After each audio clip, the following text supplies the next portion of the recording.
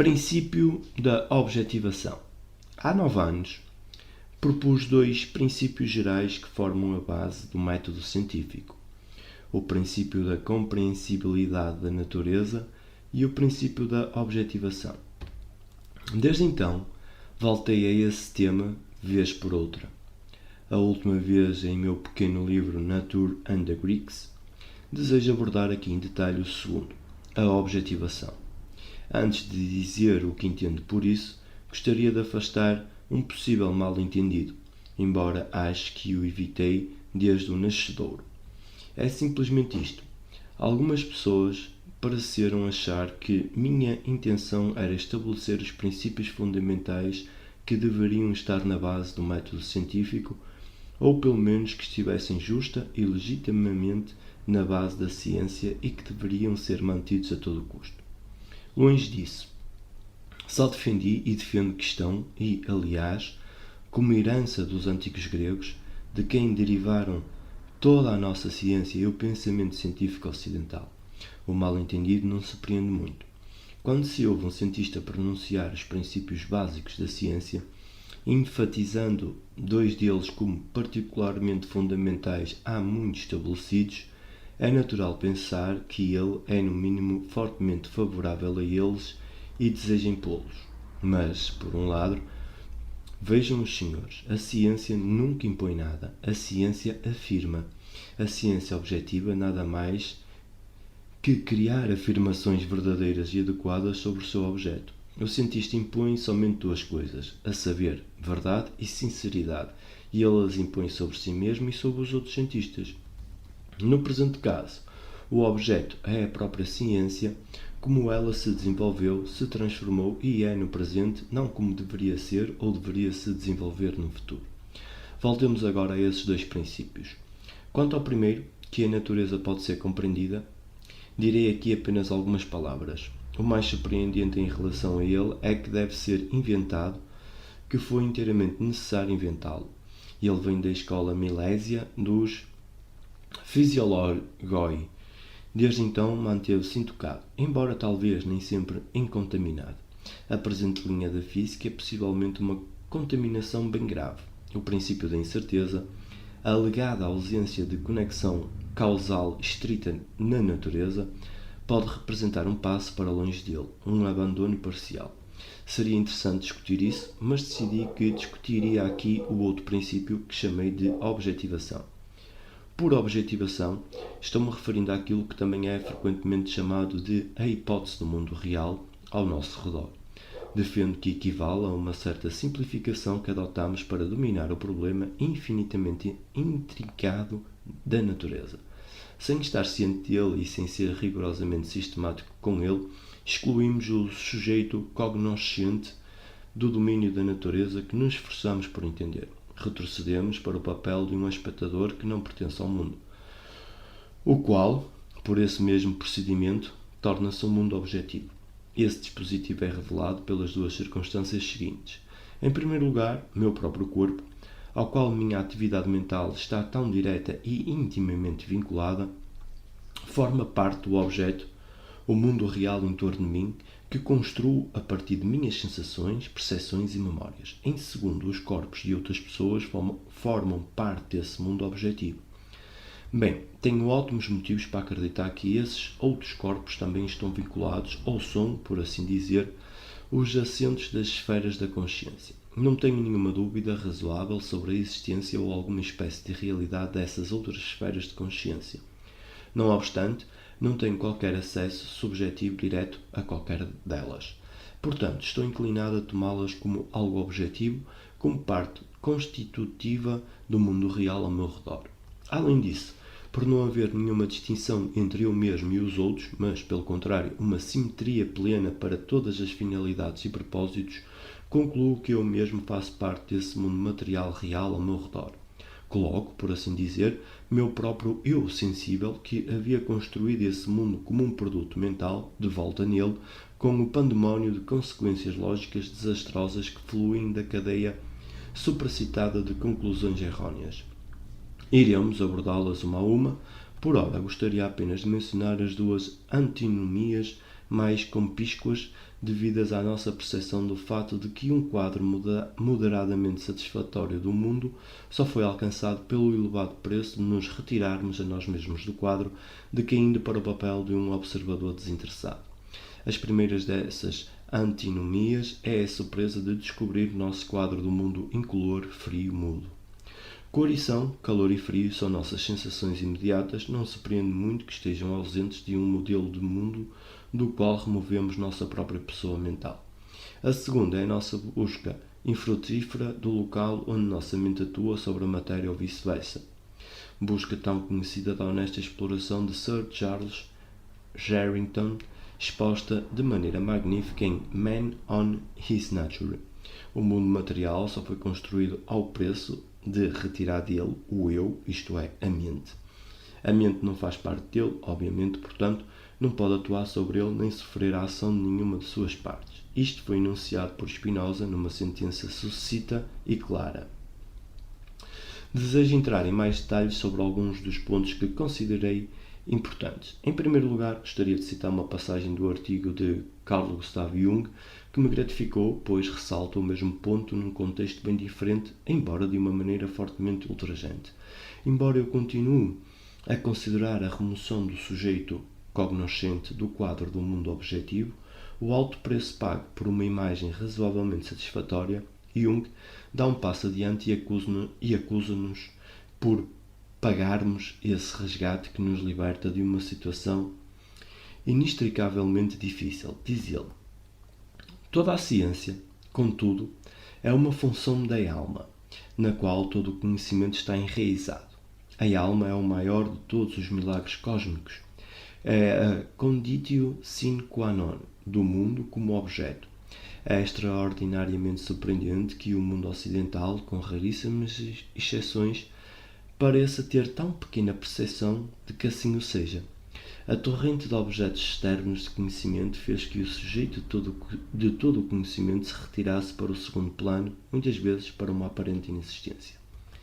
É claro que Jung está inteiramente certo. É também claro que ele está engajado na ciência da psicologia, seja muito mais sensível ao gambito inicial em questão, mais ainda que um físico ou fisiologista. Entretanto, eu diria que uma rápida retirada da posição mantida por mais de 2000 anos é perigosa. Poderemos perder tudo sem ganhar mais que uma certa liberdade em um domínio especial, embora muito importante. Mas aqui o problema se define. A ciência relativamente nova da psicologia exige imperativamente o espaço vivo, torna inevitável reconsiderar o gambito inicial. É uma tarefa difícil e não devemos resolvê-la aqui e agora. Devemos ficar contentes de tê-la ressaltado. Embora tenhamos encontrado aqui o psicólogo Jung queixando-se da exclusão da mente, da negligência da alma, como ele a denomina, em nossa imagem do mundo, gostaria agora de aduzir, por contraste, ou talvez mais como suplemento, algumas citações de representantes eminentes das ciências mais antigas e mais humildes da física e da fisiologia, apenas enunciando o fato de que o mundo da ciência tornou-se tão horrivelmente objetivo que não deixou espaço para a mente e suas sensações imediatas. Alguns leitores poderão lembrar-se das duas escrivaninhas de A.S. Eddington. A primeira é uma antiga peça familiar da mobília à qual ele está sentado, repousando seus braços. A outra é o corpo físico científico que não somente carece de todas as qualidades sensoriais, mas, adicionalmente, está crivada de buracos. De longe, a maior parte dela é o espaço vazio, simplesmente o nada, disperso entre as diminutas e inumeráveis manchas de alguma coisa. Os elétrons e os núcleos girando, mas sempre separados por distâncias de pelo menos 100.000 vezes seu próprio tamanho. Depois de ter contrastado as duas em seu estilo plástico maravilhoso, ele então resume: no mundo da física, examinamos o espetáculo do teatro de sombras da vida familiar. A sombra do meu cotovelo repousa sobre a mesa sombra, assim como a tinta sombra flui sobre o papel sombra. A franca percepção de que a ciência física relaciona-se com um mundo de sombras é um dos avanços recentes mais significativos.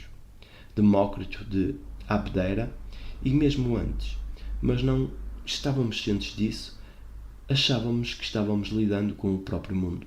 Expressões como modelo ou quadro para os construtos conceituais da ciência vieram na segunda metade do século XIX e não antes, até onde eu saiba. Não muito depois, Sir Charles Sherrington publicou o seu monumental Man on His Nature. O livro é premiado pela busca honesta de evidência objetiva da interação entre matéria e mente. Enfatizo o epíteto honesta, pois é realmente necessário um empenho muito sério e sincero para procurar por algo quando se está profundamente convencido de antemão que ele não pode ser encontrado, porque, em oposição à crença popular, não existe. Um breve resumo do resultado dessa pesquisa encontra-se à página 357. O espírito, tanto quanto a percepção, pode aprender. Move-se, portanto, em nosso mundo espacial de maneira mais fantasmagórica que um fantasma. Invisível, intangível, é algo sem nem mesmo um contorno, não é uma coisa. Permanece sem confirmação sensorial e permanece sem ela eternamente. Em minhas próprias palavras, expressaria da seguinte maneira: o espírito erigiu o mundo externo objetivo do filósofo natural para fora de sua própria substância. A mente não poderia dar conta dessa tarefa gigantesca de outra forma, senão pelo estratagema simplificador de se excluir, retirando-se de sua criação conceitual. Logo, a última não contém seu criador. Não sou capaz de expressar a grandeza do livro imortal de Sherrington pela citação de sentenças. É necessário lê-lo. Ainda assim, menciono algumas das mais particularmente características. A ciência física confronta-nos com o impasse de que a mente, per-se, não pode tocar o piano. A mente, per-se, não pode mover um dedo da mão. Então chega-nos o impasse, o vazio de como da alavanca da mente sobre a matéria. Em consequência, nos desconcerta. Será um mal-entendido? Comparemos essas conclusões tiradas por um fisiologista experimental do século XX com a simples afirmação do maior filósofo do século XVII, Spinoza. Net corpus. Eu não vou ler esta parte em latim, vou ler em português. Nem pode o corpo determinar que a mente pense, nem a mente pode determinar que o corpo mova ou repouse ou qualquer outra coisa, se tal houver. O impasse é um impasse. Não seremos nós, portanto, os agentes de nossos feitos. Não obstante, sentimos-nos responsáveis por eles. Somos punidos ou elogiados por eles, conforme o caso. É uma antinomia horrível. Defendo que não pode ser solucionada no nível da ciência 2, que ainda está inteiramente mergulhada no princípio da exclusão sem sabê-lo. Daí a antinomia. Perceber isso é importante, mas não resolve o problema. Não se pode remover o princípio da exclusão por uma lei do Parlamento, por assim dizer. A atitude científica teria de ser reconstruída. Seria necessário criar uma nova ciência. É necessário cuidado. Assim, somos confrontados com a incrível situação a seguir.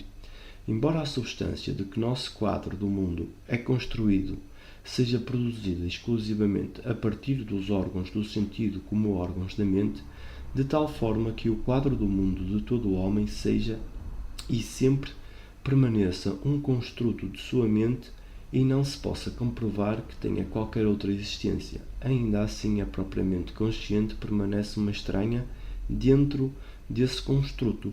Não tem espaço vivo dentro dele. Não é possível identificá-la em nenhum lugar no espaço. Normalmente não percebemos tal fato, pois nos entregamos inteiramente ao pensamento de que a personalidade de um ser humano, ou, nesse aspecto, também de um animal, esteja localizada no interior de seu corpo. Aprender que ela não pode ser realmente encontrada lá é tão atordoante que suscita dúvida e hesitação, sendo admitido só com grande relutância. Nós nos acostumamos a localizar a personalidade consciente dentro da cabeça de uma pessoa, Eu diria 1 ou 2 polegadas atrás do ponto médio entre os olhos.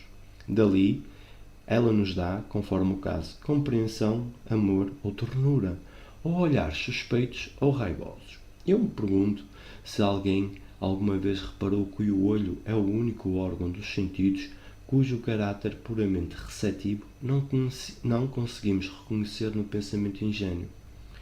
Invertendo o atual estado de coisas, somos bem mais inclinados a pensar em raios de visão emitidos a partir do olho, em vez dos raios de luz vindos de fora e que atingem os olhos.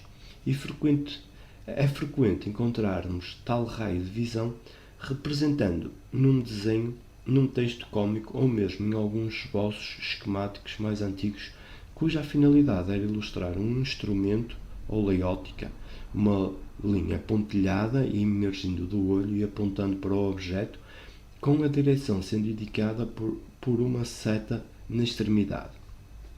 Caro leitor, ou melhor ainda, caro leitora, lembre-se dos olhares brilhantes e felizes que o seu filho lança em sua direção quando a senhora lhe traz um novo brinquedo e então deixe que o físico lhe diga que, na realidade, nada emerge desses olhos. Na realidade, sua única função detectável objetivamente é ser continuamente atingido e receber continuamente quanta de luz. Na realidade, que estranha realidade, parece estar faltando alguma coisa aí. É muito difícil fazermos uma apreciação do fato de a localização da personalidade, da mente consciente dentro do corpo ser somente simbólica, simplesmente um auxílio do uso prático. Vamos, com todo o conhecimento que temos sobre isso, seguir tal olhar terno dentro do corpo. De fato, damos de frente com uma azáfama, ou se preferir, uma maquinaria supremamente interessante. Encontramos milhões de células de construção bem especializada num arranjo que é inescrutavelmente intrincado, mas que obviamente serve a uma comunicação e colaboração mútua de enorme alcance e de elevada qualidade. Um martelar incessante de pulsos eletroquímicos regulares que, contudo, mudam rapidamente de configuração, sendo conduzidos de célula nervosa a célula nervosa. Dezenas de milhares de contactos sendo abertos e bloqueados em cada fração de segundo, transformações químicas sendo induzidas e talvez outras mudanças ainda não descobertas. Encontramos tudo isso e, com o avanço da ciência da fisiologia, podemos acreditar que deveremos vir a saber mais e mais sobre o assunto. Mas agora tomemos por hipótese que, num caso particular, acabemos por observar vários feixes eferentes de correntes pulsantes que são emitidos do cérebro e atravessam as longas protrusões celulares, fibras nervosas motoras, que são conduzidos até determinados músculos do braço que, como consequência, move uma mão trêmula, hesitante, num gesto de despedida. Uma demorada separação de partir o coração, ao mesmo tempo poderemos descobrir que alguns outros feixes pulsantes produzem uma certa secreção glandular com o propósito de cobrir o pobre olho triste com um véu de lágrimas. Mas em nenhum lugar ao longo desse caminho desde o olho, passando pelo órgão central e até os músculos do braço e as glândulas lacrimais, em nenhum lugar, os senhores podem ter certeza, por maiores que sejam os avanços da fisiologia, encontraremos algum dia a personalidade, encontraremos a terrível dor, a confusa preocupação dentro dessa alma, embora a sua realidade não seja tão certa como se nós mesmos a tivéssemos sofrido, como de fato sofremos. A imagem que a análise fisiológica nos concede de qualquer outro ser humano, mesmo que seja o nosso amigo mais íntimo, surpreendentemente me faz lembrar o conto magistral de Edgar Allan Poe, A Máscara da Morte Rubra.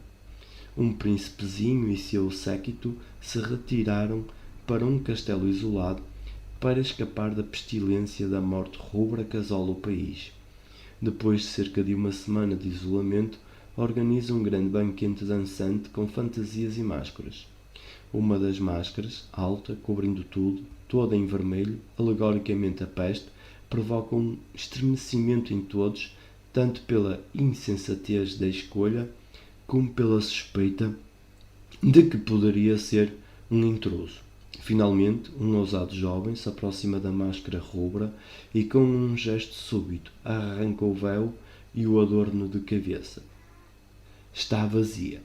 Nossos crânios não estão vazios, mas o que lá encontramos, a despeito do ardente interesse que provoca, não é verdadeiramente nada quando comparado à vida e às emoções da alma.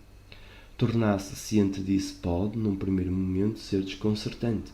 A mim parece, num pensamento mais profundo, sem dúvida um consolo. Se tivermos de enfrentar o corpo de um amigo morto, cuja ausência nos é dolorosa, não é reconfortante perceber que esse corpo nunca foi realmente o sustentáculo de sua personalidade, mas somente o assento simbólico para referência prática? Como apêndice a essas considerações, aqueles com um forte interesse nas ciências físicas poderão desejar que eu me pronuncie sobre uma linha de ideias referente a sujeito e objeto que recebeu grande destaque pela escola predominante de pensamento na física quântica, cujos protagonistas são Niels Bohr, Werner Heisenberg, Max Born e outros. Permitam-me oferecer-lhes uma descrição bem sucinta de suas ideias.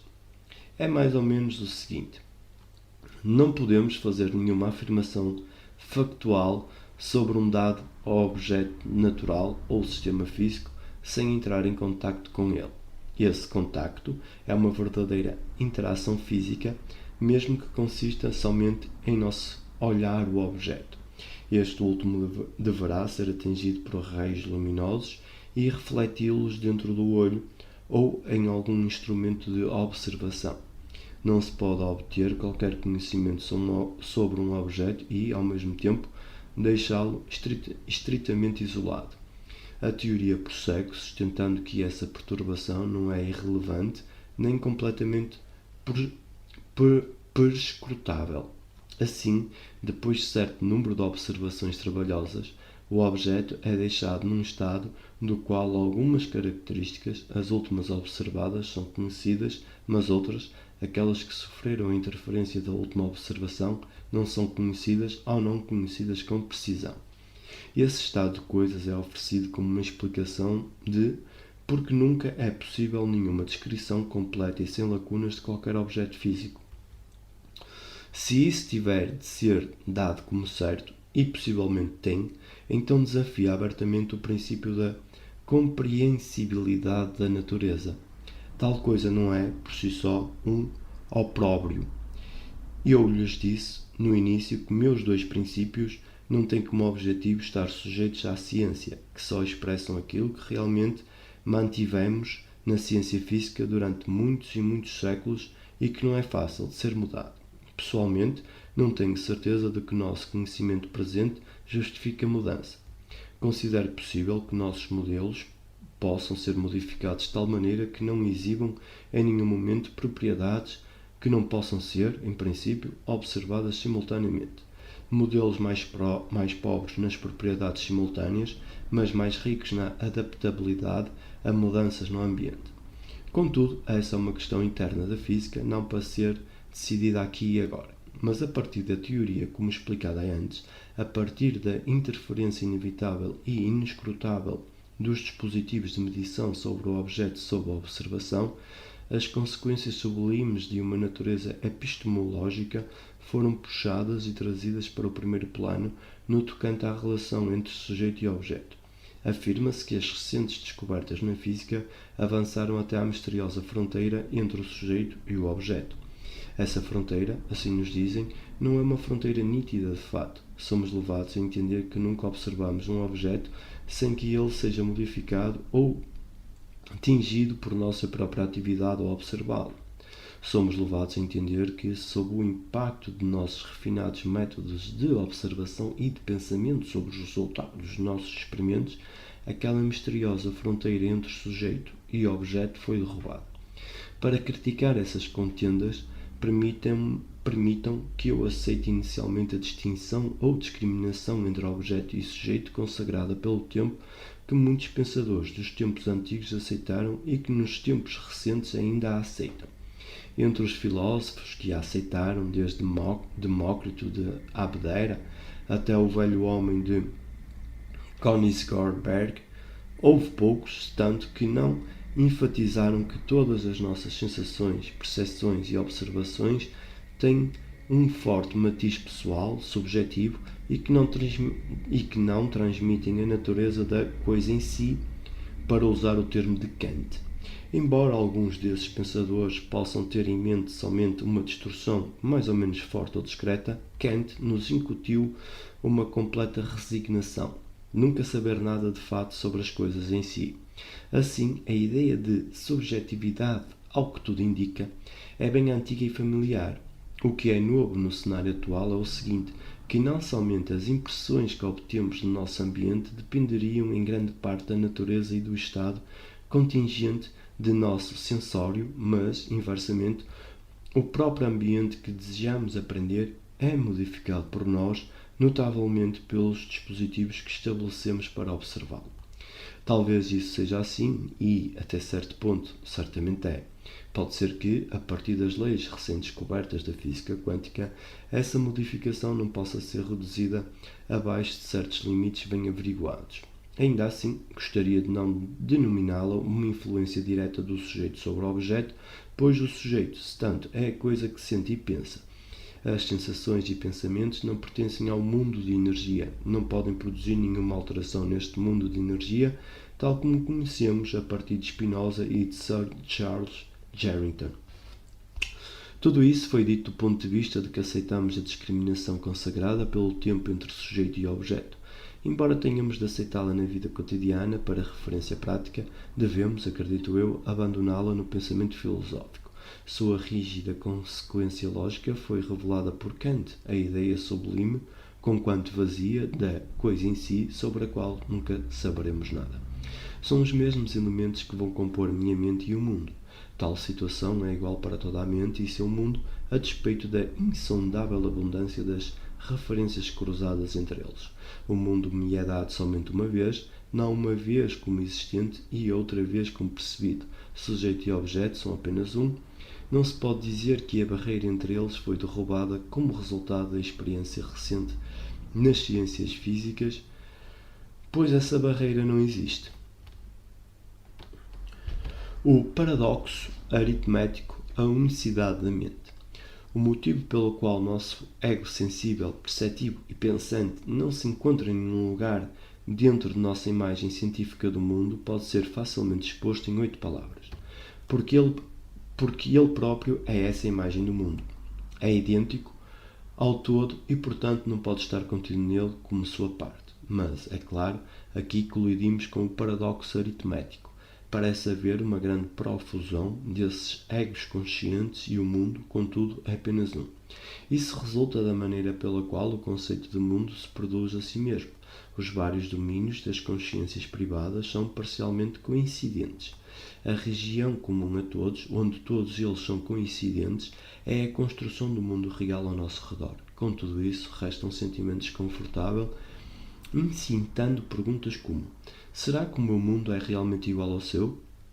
Existiria um único mundo real a ser distinguido de suas imagens introjetadas pelo modo de percepção dentro de cada um de nós?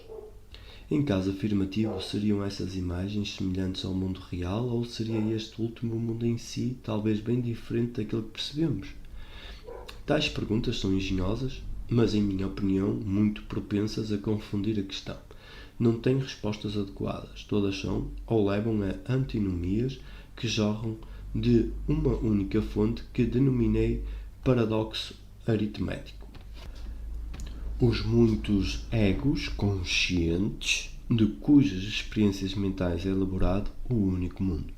A solução desse paradoxo de números aboliria todas as perguntas do tipo supracitado e as revelaria, ouço dizer, como perguntas enganosas.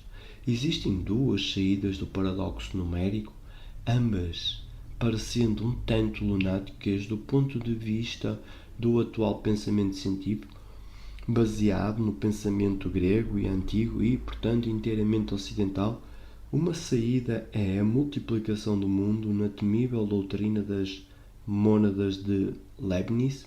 Toda a mônada consiste em um mundo por si mesma, sem comunicação entre si. A mônada não tem janelas, é incomunicável. Isso de, não obstante, todas concordarem entre si é denominado harmonia pré-estabelecida. Acho que existem poucos que são atraídos por essa sugestão, ou melhor, que a considerariam uma atenuação real da antinomia numérica. Existe, obviamente, uma única alternativa, a saber, a unificação de mentes ou consciências. Sua multiplicidade é somente aparente. Em verdade, existe uma única mente somente. Essa é a doutrina dos Upanishads, e não só deles. A união experimentada misticamente com Deus normalmente acarreta essa atitude, a menos que seja contraposta por fortes preconceitos existentes. E isso significa que é menos facilmente aceita no Ocidente que no Oriente. Gostaria de citar como exemplo, fora do âmbito dos Upanishads, um místico persa islâmico do século XIII, Aziz Nasafi. Estou citando de um artigo de Fritz Meyer e traduzindo para o inglês a sua tradução alemã. Quando da morte de qualquer criatura viva, o espírito retoma ao mundo espiritual, o corpo ao mundo corpóreo. Nisso, contudo, somente os corpos estão sujeitos a mudar. O mundo espiritual é um espírito único que se mantém como uma luz por trás do mundo corpóreo e que, quando qualquer criatura individual ganha existência, brilha através dele como através de uma janela. De acordo com o tipo e tamanho da janela, menos ou mais luz entra no mundo. A luz em si, contudo, permanece inalterada.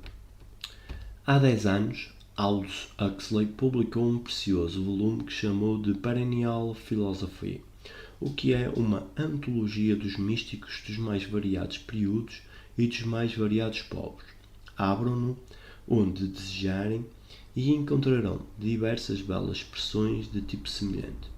Os senhores ficarão impressionados com a miraculosa concordância entre seres humanos de diferentes raças, diferentes religiões, nada sabendo um sobre a existência do outro, separados por séculos e milénios e pelas maiores distâncias existentes em nosso globo. Ainda assim, é necessário dizer que, para o pensamento ocidental, tal doutrina tem pouco apelo, não é palatável, é taxada de fantástica, não científica. Bem, assim o é porque nossa ciência, a ciência grega, está baseada na objetivação e, assim sendo, eliminou qualquer compreensão adequada do sujeito cognoscente, da mente. Mas acredito realmente que é esse precisamente o ponto em que o nosso presente modelo de pensamento realmente precisa ser retificado, talvez por um pouco de transfusão de sangue obtido do pensamento oriental. Isso não será fácil. Devemos estar cientes dos erros tolos. Uma transfusão de sangue sempre exige grande cuidado para prevenir coagulação. Não desejamos perder a precisão lógica que o nosso pensamento científico alcançou e que não tem paralelos em nenhum lugar, em nenhuma época. Ainda assim, existe uma coisa que pode ser dita em favor do ensinamento místico da identidade de todas as mentes entre si e com a mente suprema, como contra a temível monodologia de Leibniz. A doutrina da identidade pode afirmar que está firmemente amparada pelo fato empírico de que a consciência nunca é experimentada no plural, somente no singular. Não somente nenhum de nós jamais experimentou mais de uma consciência, como também não existe nenhum traço de evidência circunstancial de que isso tenha alguma vez acontecido em qualquer lugar do mundo. Se digo que não pode haver mais de uma consciência na mesma mente, isto parece uma tola tautologia. Somos totalmente incapazes de imaginar o contrário. Contudo, Existem casos ou situações em que esperaríamos o contrário e praticamente exigiríamos que essa coisa inimaginável aconteça se de fato puder acontecer. E esse é o ponto que gostaria de discutir em maior detalhe e firmá-lo com citações de Sir Charles Sherrington, que, ao mesmo tempo, evento raro, um homem da mais elevada genialidade e um cientista soberbo. Até onde sei, ele não tinha nenhum preconceito para com a filosofia dos Upanishads. Meu propósito nesta discussão é contribuir talvez para desobstruir o caminho para uma futura assimilação da doutrina da identidade pela nossa própria visão do mundo científico, sem ter de, por isso, pagar com uma perda de sobriedade e precisão lógica. Acabei de dizer que não somos sequer capazes de imaginar uma pluralidade de consciências numa única mente. Podemos, sem dúvida, pronunciar essas palavras, mas elas não são a descrição de nenhuma experiência pensável. Mesmo nos casos patológicos de uma personalidade dividida, as duas pessoas se alternam, nunca controlam o campo conjuntamente, mais ainda, é tão somente uma particularidade característica que não saibam nada uma da outra. Quando, no espetáculo de marionetes do sonho, seguramos na mão os fios de vários atores, controlando suas ações e suas falas, não estamos cientes de que é isso que acontece. Somente um deles, sou eu mesmo, o sonhador. Em sua pele, ajo e falo imediatamente, por mais que eu possa estar esperando ansiosa e impacientemente o que o outro irá responder, se vai atender ao meu pedido urgente. Que eu possa realmente fazer que ele faça ou diga o que quer que me agrade é algo que não me ocorre. De fato, não é bem esse o caso, pois nenhum sonho desse tipo o outro é, ouço dizer, principalmente uma personificação de algum importante obstáculo que se opõe a mim na vida desperta e sobre o qual realmente não tenho nenhum controle. O estranho estado de coisas aqui descrito é obviamente o motivo pelo qual a maioria das pessoas dos tempos antigos acreditava firmemente ter estado verdadeiramente em comunicação com pessoas vivas ou mortas, ou talvez deuses ou heróis, com os quais se encontraram em seus sonhos. É uma superstição difícil de morrer. Às vésperas do século VI a.C., Heráclito de Éfeso pronunciou-se categoricamente contra ela, com uma clareza raramente encontrada em seus fragmentos, às vezes muito confusos. Mas Lucrécio Caro, que acreditava ser protagonista de um pensamento iluminado, ainda se agarra a essa superstição no século I a.C. Hoje é provavelmente rara, mas duvido que esteja inteiramente extinta.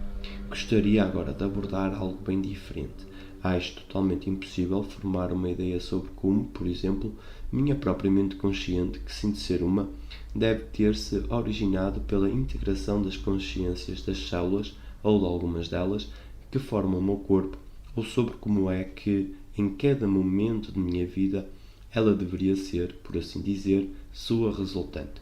Poder-se-ia imaginar que tal comunidade ou estado de células não seja mais, hoje em dia, considerada uma metáfora. Ouçamos o que diz Sherrington. Declarar que, das células componentes que nos formam, cada uma é uma vida individual autocentrada não é uma mera expressão, não é uma mera conveniência para fins descritivos. A célula, como componente do corpo, não é somente uma unidade visivelmente demarcada, mas uma unidade de vida centrada em si mesma. Dirige sua própria vida.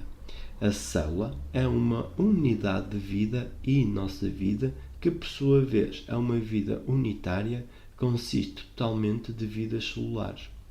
Mas essa história pode ser investigada em maior detalhe e de maneira mais concreta. Tanto a patologia do cérebro como as investigações fisiológicas sobre a percepção dos sentidos falam manifestamente a favor de uma separação regional do sensório em domínios cuja forte independência é impressionante, pois nos faria esperar encontrar essas regiões associadas a domínios independentes da mente, mas elas não o são. Um exemplo particularmente característico é o descrito a seguir. Se olharmos para uma paisagem distante, inicialmente da maneira normal, com os dois olhos abertos, depois somente com o olho direito, fechando o esquerdo e, depois, fazendo o inverso, não perceberemos nenhuma diferença notável. O espaço visual psíquico é idêntico em todos os três casos.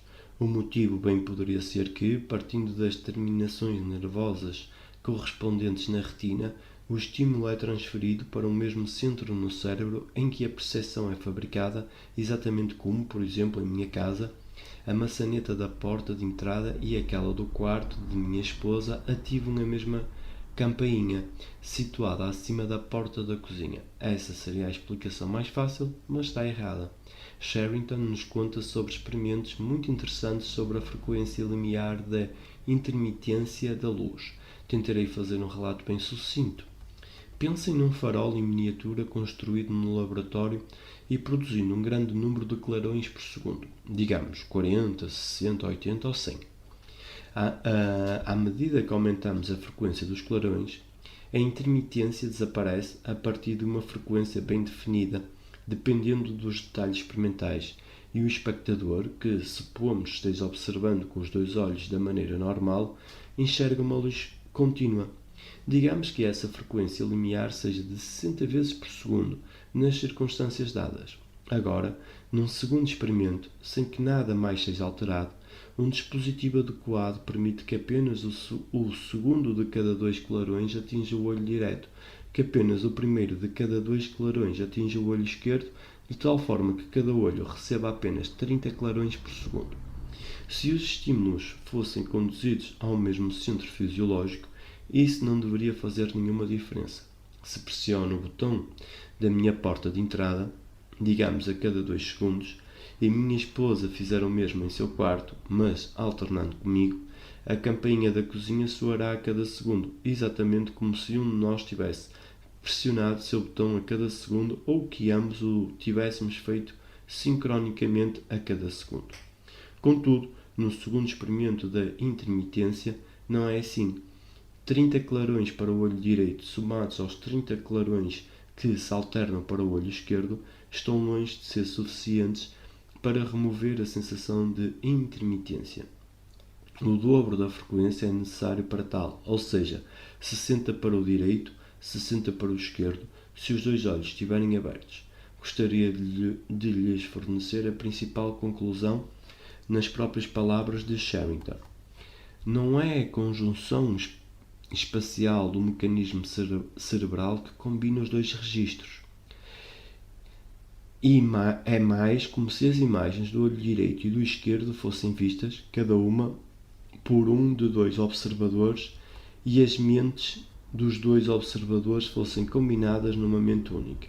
É como se as percepções do olho direito e do olho esquerdo fossem elaboradas isoladamente e, depois, combinadas psiquicamente em uma só. É como se cada olho tivesse um sensório de considerável dignidade própria, no qual os processos mentais baseados naquele olho fossem desenvolvidos até mesmo nos níveis de percepção total.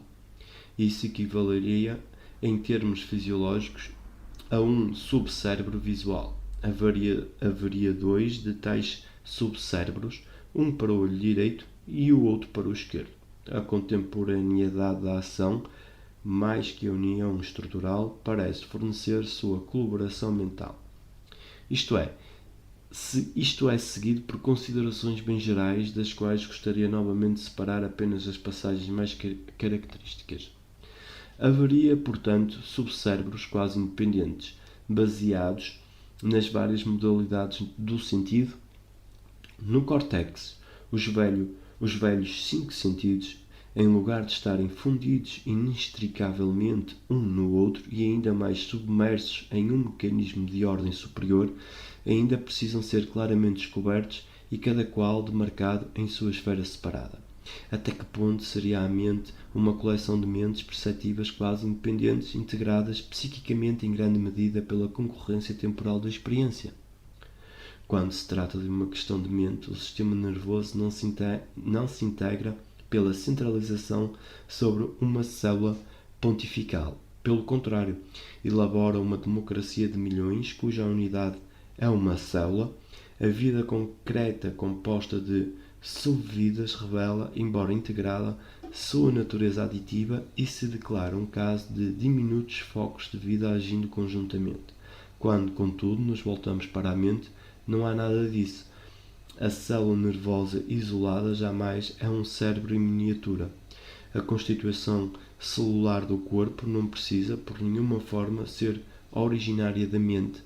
Uma célula cerebral pontifical única não poderia garantir à reação mental um caráter mais unificado e não atômico do que o fazem as múltiplas camadas de células do córtex. Matéria e energia parecem granulares na estrutura, bem como a vida, mas não é assim com a mente. Citei as passagens que mais me impressionaram. Sherrington, com o seu conhecimento superior daquilo que realmente se passa no organismo vivo, aparece-nos, assim, a lutar com um paradoxo que, em sua candura e absoluta sinceridade intelectual, não tenta ocultar nem explicar como muitos outros teriam feito ou melhor fizeram, mas expõe-no de forma quase brutal, sabendo muito bem que esta é a única maneira, quer no campo da ciência, quer no campo da filosofia, de aproximar um problema de sua solução, pois envolvê-lo em frases bonitas seria impedir o progresso e tornar a antinomia perene, não para sempre, mas até que alguém perceba a fraude. O paradoxo de Sherrington é também um caráter aritmético, um paradoxo de números e, creio eu, tem muito a ver com aquele a que dei tal nome no início deste capítulo, embora não seja de maneira nenhuma idêntico a ele. O anterior era, em poucas palavras, o único mundo cristalizando-se a partir de muitas mentes. O de Sherrington é a única mente baseada ostensivamente em muitas vidas celulares ou, de outra forma, nos inúmeros subcérebros, cada qual parecendo ser tão considerável dignidade própria que nos sentimos impelidos a lhes associar uma submente. Contudo, sabemos que uma submente é uma monstruosidade atroz, exatamente como uma mente plural, nem tendo uma contrapartida na experiência de qualquer um, nem sendo de alguma maneira imaginável. Sugiro que os dois paradoxos serão resolvidos, não tenciono resolvê-los aqui e agora, por meio da assimilação da doutrina oriental da identidade ao nosso edifício da ciência ocidental. A mente é, por sua própria natureza, singulare tantum. Eu deveria dizer, o número global de mentes é apenas Aventuro-me a chamá-lo indestrutível, pois tem um cronograma peculiar, a saber, a mente é sempre agora. Não existe realmente um antes e depois para a mente. Há somente um agora que inclui memórias e expectativas, mas admito que nossa linguagem não é apropriada para expressá-lo e também admito, quase alguém queira enunciá-lo, que estou agora falando de religião, não de ciência. Uma religião, contudo, que não se opõe à ciência, mas é sustentada por aquilo que a pesquisa científica desinteressada trouxe para o primeiro plano. Sherrington diz: a mente do homem é um produto recente da superfície do nosso planeta. Concordo, naturalmente, se a expressão do homem fosse deixada de lado. Não concordaria. Falámos sobre isso antes, no capítulo 1. Pareceria estranho, para não dizer ridículo, pensar que a mente consciente, contemplativa, que sozinha reflete o transformar do mundo, devesse ter aparecido apenas a certa altura do curso desse transformar, que devesse ter aparecido contingentemente associada a um dispositivo biológico muito especial que, em si mesmo, se exime de maneira bem óbvia da tarefa de facilitar, para certas formas de vida, sua própria manutenção e favorecer, portanto, sua preservação e propagação. Formas de vida que foram as últimas a chegar e foram precedidas por muitas outras que se mantinham sem esse dispositivo particular, um cérebro. Somente uma pequena fração delas, caso contemos por espécies, embarcou na aventura de conseguir um cérebro. E, antes que isso acontecesse, será que tudo não passou de um espetáculo para plateias vazias? Mais ainda, poderíamos chamar de mundo algo que ninguém contempla? Quando um arqueólogo reconstrói uma cidade ou cultura muito antiga, está interessado na vida humana do passado, nas ações, sensações, pensamentos, sentimentos, na alegria e sofrimento dos seres humanos daquela época. Mas um mundo existente por muitos milhões de anos, sem nenhuma mente ter consciência dele, sem o contemplar, seria de fato alguma coisa? teria existido? Pois não nos esquecemos. Dizer como fizemos que o devir do mundo se reflete numa mente consciente nada mais é que um clichê, uma frase, uma metáfora que se tornou familiar para nós. O mundo é dado uma única vez, nada é refletido. O original e a imagem especular são idênticos. O mundo que se estende no espaço e no tempo nada mais é que nossa representação. A experiência não nos dá o menor indício de que ele seja algo mais além disso, como Berkeley bem o sabia, mas o romance de um mundo que havia existido por muitos milhões de anos antes de produzir por mera contingência cérebros, pelos quais olhar a si mesmo tem uma continuação quase trágica, gostaria de escrever novamente as palavras de Sherrington. O universo da energia, assim nos dizem, está se esgotando. Tende fatalmente para um equilíbrio que deverá ser final. Um equilíbrio em que a vida não pode existir. Contudo, a vida continua evoluindo sem pausa. Dentro de seus limites, nosso planeta a fez e faz evoluir, e com ela evolui a mente. Se a mente não é um sistema de energia, como irá o esgotamento do universo afetá-la? Poderá ficar incólume? Até onde sabemos, a mente finita está sempre vinculada a um sistema de energia ativo. Quando tal sistema de energia para de funcionar, que é feito da mente que funciona com ele. O universo que elaborou e está elaborando a mente finita permitirá, então, que ela pereça. Tais considerações são, de certa forma, desconcertantes. O que nos confunde é o curioso papel duplo que a mente consciente adquire. Por um lado é o palco, e o único palco, onde ocorre todo o processo do mundo, ou o recipiente que o contém todo e fora do qual nada existe. Por outro lado, ficamos com a impressão, talvez uma impressão ilusória, de que, dentro da agitação do mundo, a mente consciente esteja vinculada a certos órgãos bem particulares, cérebros, que, embora constituam, sem dúvida, os dispositivos mais interessantes da fisiologia animal e vegetal, ainda assim não são singulares, não são sui generis, pois, como tantos outros, servem afinal apenas para manter as vidas de seus possuidores, e é somente a isso que devem o fato de terem sido elaborados no processo de especiação por seleção natural. Algumas vezes um pintor introduz num grande quadro, ou um poeta num longo poema, um personagem modesto e secundário que é ele próprio. Assim, o poeta da Odisseia quis, suponho, representar-se na figura de bardo cego que, no palácio dos Feacos, canta as batalhas de Troia e comove o alquebrado herói, levando às lágrimas. Da mesma maneira, encontramos na canção dos Nibelungos, quando atravessam as terras austríacas, um poeta que se suspeita ser o autor de todo o épico. No quadro Todos os Santos, de Durer, dois círculos de fiéis se reúnem numa oração em torno da Trindade, lá em cima nos céus, um círculo dos abençoados acima e um círculo de seres humanos na terra. Entre os últimos estão reis, imperadores e papas, mas também, se não me engano, o retrato do próprio artista como uma figura lateral humilde que bem poderia estar ausente. A mim, essa parece ser a melhor analogia do complicado papel duplo da mente. Por um lado, a mente é o artista que produziu o todo no trabalho realizado, contudo, não é senão um reles acessório que poderia estar ausente, sem que, por isso, o efeito total ficasse diminuído. Falando sem metáforas, precisamos declarar que aqui nos deparamos com umas dessas antinomias causadas pelo fato de ainda não termos conseguido elaborar uma concepção claramente compreensível do mundo sem retirar dele nossa própria mente, a criadora da imagem do mundo, de forma que a mente não tem nela um lugar. A tentativa de colocá-la à força nessa imagem, afinal de contas, provoca necessariamente alguns absurdos. Comentei antes o fato de que, por esse mesmo motivo, a imagem do mundo físico carece de todas as qualidades sensoriais que concorrem para formar o sujeito cognosciente. O modelo é incolor, sem som e impalpável. Da mesma maneira e pelo mesmo motivo, o mundo da ciência carece ou está privado de tudo o que tem um significado somente em relação ao suspeito que conscientemente contempla, percebe e sente.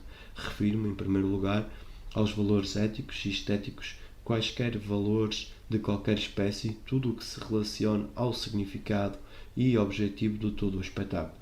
Tudo isso não apenas está ausente de vista, tudo isso não apenas está ausente, mas não pode ser inserido organicamente do ponto de vista puramente científico. Se tentarmos essa inserção, como uma criança acrescenta cor aos desenhos não coloridos, ela não resulta, pois qualquer coisa que se faça entrar nesse modelo do mundo, quer se queira quer não, tomará a forma de asserção científica de fatos e, como tal, passa a estar errada. A vida vale por si própria. Seja reverente com a vida, disse Albert Schweitzer, quando idealizou o mandamento fundamental da ética. A natureza não tem nenhuma reverência com a vida. A natureza trata a vida como se fosse a coisa menos valiosa do mundo. Produzida milhões de vezes, a vida é, na maior parte, rapidamente aniquilada ou apanhada com pressa por outra vida, a fim de alimentá-la. É precisamente esse método mestre da produção de formas de vida sempre novas. Não torturarás, não infligirás dor. A natureza ignora esse mandamento. Suas criaturas dependem de se dilacerar reciprocamente numa luta eterna. Nada é bom ou mau. É o pensamento que o torna assim. Nenhum acontecimento natural é bom ou mau por si só, nem é belo ou feio por si só. Não existem valores e, em particular, não existem significado nem finalidade. A natureza não age por propósitos. Se em alemão falamos de uma adaptação intencional de um organismo ao seu ambiente, sabemos que isso nada mais é que uma maneira cómoda de falar. Se o tomarmos literalmente, estaremos errados. Estaremos errados dentro dos limites de nossa imagem do mundo. Nela só existe ligação causal. Mais doloroso é o silêncio absoluto de todas as nossas investigações científicas para com nossas questões referentes ao significado e escopo de todo o espetáculo. Quanto maior a atenção com que o observamos, mais despropositado e tolo nos parecerá. O espetáculo em andamento, obviamente, adquire um significado apenas com relação à mente que o contempla. Mas o que a ciência nos diz sobre esse relacionamento é patentemente absurdo, como se a mente só tivesse sido produzida por esse mesmo espetáculo a que está ora assistindo e que perecerá quando o sol finalmente esfriar e a terra tiver se transformado num deserto de gelo e neve. Gostaria de mencionar rapidamente o notório ateísmo da ciência que vem, é claro, sob o mesmo cabeçalho. A ciência está sempre sendo criticada, mas tão injustamente. Nenhum Deus pessoal pode fazer parte de um modelo do mundo que só se tornou acessível à custa de remover dele tudo o que é pessoal. Quando se tem a experiência da presença de Deus, sabemos que é um evento tão real como uma percepção imediata dos sentidos ou como a da própria personalidade. Como elas, Deus deve estar ausente na imagem do espaço-tempo. Não encontro Deus em nenhum lugar do espaço nem do tempo. É isso que um naturalista honesto lhes dirá. Por isso ele incorre na reprovação daqueles em cujo catecismo está escrito: Deus é Espírito.